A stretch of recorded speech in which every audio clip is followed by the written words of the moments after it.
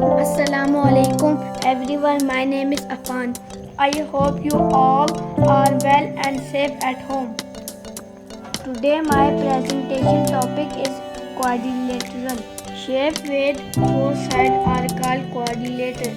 Quad mean four, lateral mean side.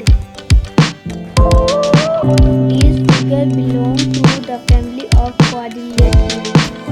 This is rhombus. It has four sides and four corners. Its all sides are equal. This is a rectangle.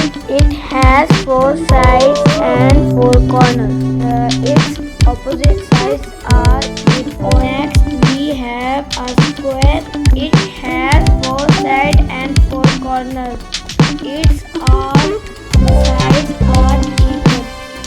Let's see different things about real life coordination here.